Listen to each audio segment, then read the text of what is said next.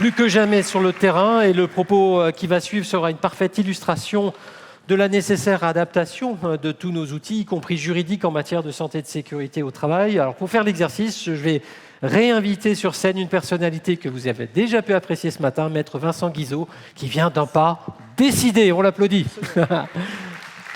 Rebonjour Maître. Bonjour. Ravi de vous retrouver. Ça va depuis ce matin? Très très bien. On se régale. Hein. Bon, il y a que moi avec bien. le chrono, mais voilà.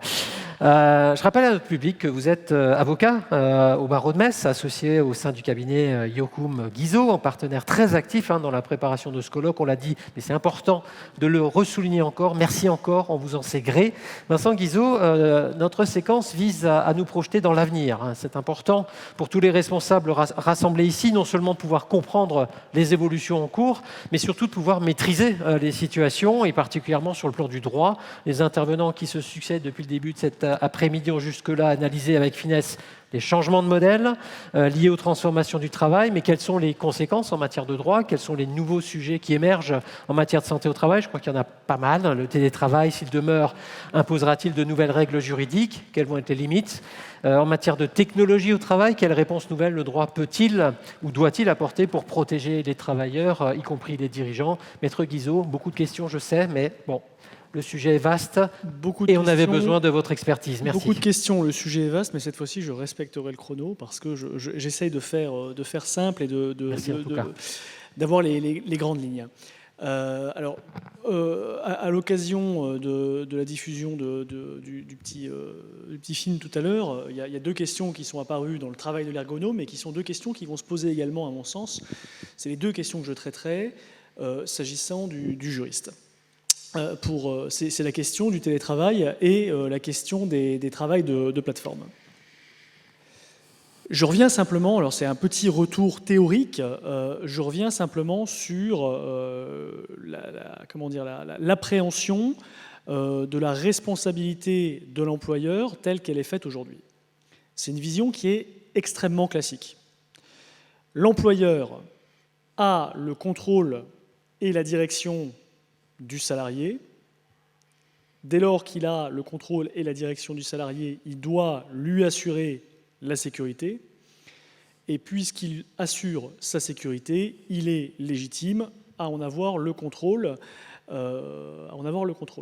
C'est la vision classique, archi-classique, sur laquelle on a fondé tous les principes en matière de sécurité au travail, en matière de responsabilité de l'employeur, grosso modo sur les 50 dernières années, qui ont trouvé leur point d'orgue dans la façon dont on a tissé la ligne de crête en ce qui ressort de la responsabilité de l'employeur et de ce qui ne l'est pas. Et on a vu ce matin qu'en réalité, quasiment tout, juridiquement, ressortait de la responsabilité de l'employeur.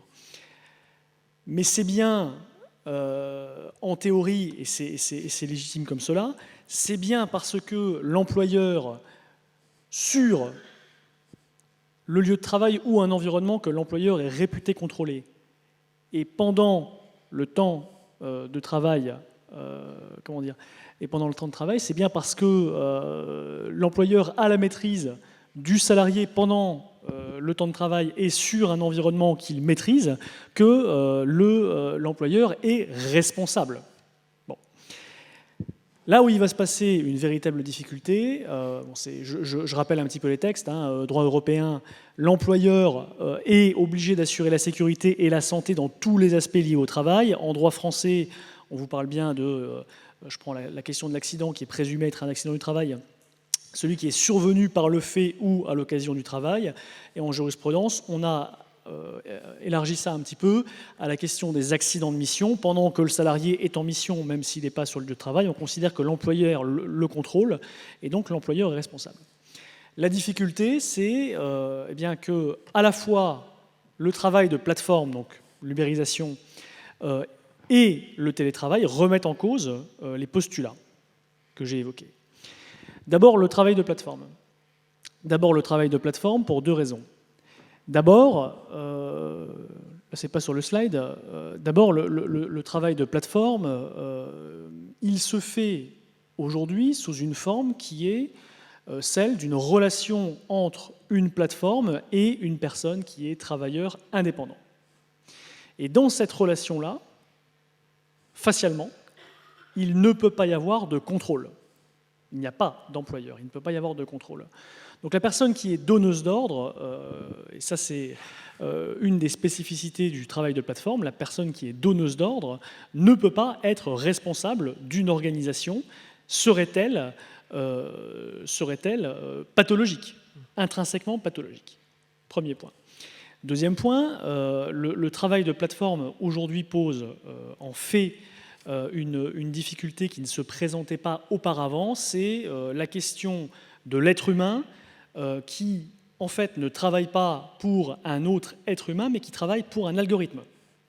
Aujourd'hui, le gars qui travaille pour Uber Eats, Deliveroo ou je ne sais quoi, le donneur d'ordre, c'est schématiquement pas un être humain, c'est, je vais réussir à déboutonner ma poche, c'est son téléphone, l'application, et derrière l'application, c'est l'algorithme qui est le donneur d'ordre de la personne qui travaille pour une plateforme. Ça, c'est deux défis nouveaux. Alors, aujourd'hui, il n'y a pas de solution toute trouvée à cette question. Il n'y a pas de solution toute trouvée. En droit national, on s'est arrêté à quelque chose de très, très curatif, c'est-à-dire que on fait la chasse au travail dissimulé, en quelque sorte. Le travailleur de plateforme qui est contrôlé et sanctionné, on va considérer qu'il est salarié, c'est le dernier état de la jurisprudence de la Cour de cassation. Et puis, on va obliger les plateformes qui travaillent avec des indépendants à leur faire souscrire une assurance accident du travail facultatif. Quelque chose de curatif qui ne résout pas les difficultés en amont. Il y a aujourd'hui, et là on voit que l'Union européenne va un petit peu plus loin, il y a aujourd'hui en revanche quelque chose qui est de l'ordre du préventif, qui est proposé par la Commission européenne. C'est un projet de directive qui aurait vocation à s'appliquer aux travailleurs de plateformes, de grosses plateformes seulement. J'ai plus le chiffre en tête, mais je crois que c'est les plateformes qui ont plus de 2000 clients. 2000 fournisseurs. Alors, cette solution préventive, elle s'articule en trois axes. Premièrement, on définit clairement ce qui est un travailleur salarié de plateforme de ce qui est un véritable travailleur indépendant de plateforme, ce qui aujourd'hui n'est pas très clair. Bon. Mais surtout, deuxièmement, on oblige les plateformes à faire deux choses pour répondre à cette problématique d'interface humain-algorithme. On oblige les plateformes à faire deux choses. Premièrement, on oblige les plateformes à échéance régulière à faire des audits des risques psychosociaux qui sont induits par le fait que le seul interlocuteur de votre travailleur de plateforme, c'est le téléphone et la plateforme. Premier point. On ne l'oblige pas évidemment à résoudre le problème, la directive ne va pas jusque-là, mais en tout cas on l'oblige à faire un audit. C'est la question d'évaluation que vous évoquiez tout à l'heure. Mais surtout, on met en place un système, et là on est intransigeant sur ce point, mais ça me permettra d'introduire la question du télétravail également. On oblige toutes les plateformes à mettre en place un système de droit de révision par un être humain des décisions qui sont prises par l'algorithme. De manière très pragmatique, si vous êtes travailleur de plateforme Uber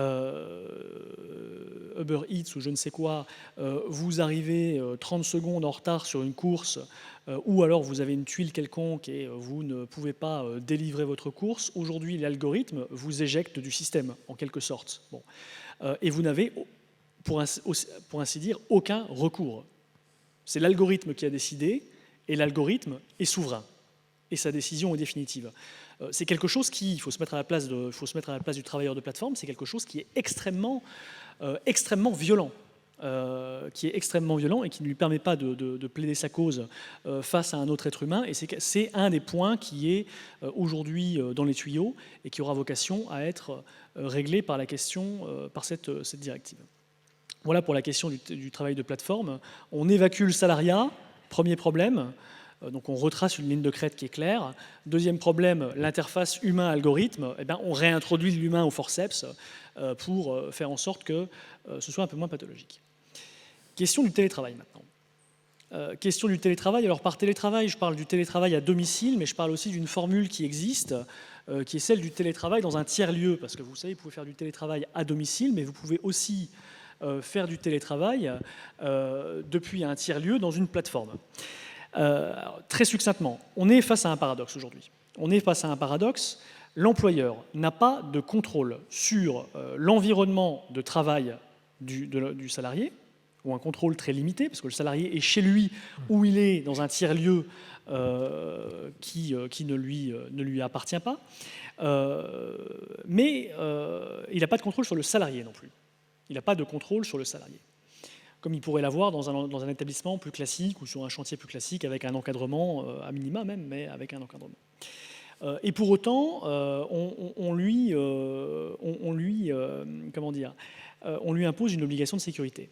Ce paradoxe-là, on le voit dans l'accord national interprofessionnel déjà dès 2005 sur le télétravail, qui est le premier texte sur le télétravail.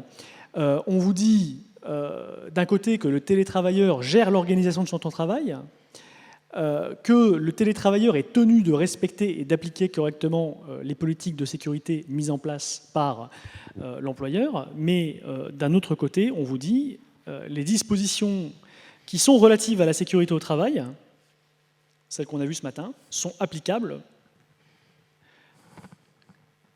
aux situations des télétravailleurs. Donc d'un côté, on accorde une liberté aux télétravailleurs qui est plus grande finalement que celle du travailleur habituellement, du travailleur classique, mais d'un autre côté, on laisse l'employeur soumis à une obligation de sécurité de résultat. Bon, j'avais fait un petit topo. Aujourd'hui, la solution qui a été trouvée, elle est résumée. Alors, ce n'est pas la solution à tous les problèmes, mais aujourd'hui, la solution, elle est résumée à une des ordonnances qui est passée en 2017, une des ordonnances travail qui est passée en 2017. On vous dit, et ça résume, le fait qu'on n'a pas bougé d'un iota, malgré le fait que le télétravail pose des difficultés qui n'existaient pas auparavant. L'accident qui est survenu, alors c'est un point, mais on peut le généraliser, l'accident qui est survenu sur le lieu où est exercé le télétravail pendant l'exercice de l'activité professionnelle est présumé être un accident du travail. Voilà. Alors, on revient finalement on pense qu'on va faire une bonne recette dans une vieille casserole. Alors qu'en réalité, pas du tout. Il y a un double problème. Quant au lieu de télétravail, l'employeur n'a absolument aucun contrôle sur ce qui se passe au domicile du salarié. Et quant au temps de travail, et on l'a entendu tout à l'heure dans le cadre des témoignages, eh bien, en fait, on se rend compte en pratique que le temps de travail du télétravailleur, c'est une notion qui est beaucoup plus floue que celle du temps de travail de l'employeur en entreprise ou en chantier. Il est en réalité quasiment seul maître de son temps de travail en volume. Et d'ailleurs, on le disait, les gens ont tendance finalement à travailler même un peu plus parfois que leur temps de travail réglé. Alors, on pourrait se dire, dans les vieilles casseroles, on va faire les meilleures recettes. Je prends un petit peu le contre-pied. Et dire, puisque c'est un problème de contrôle par l'employeur ne peut pas contrôler, il suffit que l'employeur renforce le contrôle. Moi, j'ai des vraies objections à cet égard. Premières objections, c'est des objections légales. Vous avez un télétravailleur qui est à domicile. Comment pouvez-vous, ou qui travaille dans un tiers-lieu, comment justifier l'immixtion de l'employeur dans le domicile du salarié pour que l'employeur puisse vérifier ce que le salarié y fait pendant son télétravail? C'est un véritable obstacle légal. On ne peut pas aujourd'hui, en l'état de la conception qu'on a du droit à la vie privée, s'immiscer dans le domicile du salarié sans son accord pour aller voir ce qui s'y passe. Serait-il en train d'y télétravailler aujourd'hui? C'est une véritable difficulté. Deuxième point sur le renforcement du contrôle vis-à-vis du télétravailleur, c'est la question des obstacles pratiques. On peut mettre en place un contrôle qui est de tous les instants du télétravailleur. de son temps de travail, de tous les instants, vérifier ce qu'il est en train de faire sur son poste en temps réel, etc. Mais c'est extrêmement pernicieux en réalité. D'une part, c'est en tant que tel ce contrôle susceptible de créer des risques psychosociaux. D'autre part, c'est susceptible de déresponsabiliser complètement le salarié sur ce qui se passe finalement pendant le télétravail à son domicile. Moi, je ne pense pas que le fait de réinstaurer un fort contrôle, ce soit une véritable solution pratique. Ce qui m'amène dans la lignée de ce qu'on a dit ce matin sur ce que doit être le rôle de chacun dans le cadre de la sécurité au travail. Ce qui m'amène à me poser la question suivante. Est-ce que, s'agissant de ces situations spécifiques de travail-là, il ne faudrait pas tracer une nouvelle ligne de crête entre ce qui ressort de l'obligation de l'employeur et ce qui ressort de l'obligation du salarié? De quoi est responsable, que peut contrôler l'employeur dans le cadre d'une situation de télétravail? Et là, ce que je vous cite, ce sont les principes des directives, de la directive de 89 directive européenne de 89 sur la prévention et sécurité au travail. De quoi est responsable en quelque sorte, que peut contrôler l'employeur? Il peut contrôler l'organisation du travail, la façon dont on fournit le travail aux salariés, la façon dont le salarié doit rendre des comptes sur le travail. Cette organisation-là du travail, elle ne doit pas être en tant que telle génératrice de risques psychosociaux et elle ne doit pas être en tant que telle pathologique. Ça, l'employeur le contrôle et donc il en est responsable. Deuxième point, l'employeur, il est classiquement responsable du matériel qu'il fournit aux salariés, serait-ce en situation de télétravail. Sur ce point-là, il est tenu de fournir le matériel, donc sur ce point-là, il doit être tenu responsable et il doit avoir une obligation de résultat. Troisième point, l'employeur, classiquement dans les directives, contrôle la formation qu'il donne. À ses salariés. Sur ce point-là, tout salarié qui télétravaille doit être correctement formé, ça l'employeur peut le contrôler et donc l'employeur doit en être responsable. Pour le reste, je me permets de rappeler ce que disait la directive de 89 qui est la directive de 89 sur la prévention. On vous dit bien, il incombe à chaque travailleur de prendre soin selon ses possibilités de sa sécurité et de sa santé conformément à sa formation et aux instructions de son employeur. On est dans un environnement télétravail qui n'est pas un environnement qui est contrôlé par l'employeur. Alors évidemment, l'employeur a un contrôle sur certains des éléments de cet environnement, mais pas tous, comme dans une situation d'entreprise. On ne peut pas, à mon sens, continuer à utiliser les vieilles recettes juridiques qui consistent à dire, puisque l'employeur contrôle tout de la vie du salarié pendant le temps de travail, il est responsable de tout. On ne peut pas continuer à appliquer ces méthodes. Elles ne fonctionnent pas, elles ne sont pas légitimes vis-à-vis de l'employeur et elles ne fonctionnent pas vis-à-vis du salarié parce que ça les déresponsabilise. Donc, sans pouvoir vous dire comment on va évoluer la situation sur ce point, je pense qu'il y a une vraie, sur la question du télétravail, je pense qu'il y a une vraie crise, un vrai paradoxe sur le droit qu'on applique actuellement et qu'il va devoir se résoudre de gré ou de force, soit parce que les employeurs risquent la rébellion, soit parce qu'on va avoir paradoxalement une montée des situations accidentogènes dans le cadre du télétravail. Et on va se rendre compte que faut responsabiliser les salariés en situation de télétravail. Merci Vincent Guizot. On vous applaudit. C'était important de faire ce point précis sur cette question juridique. Merci à vous.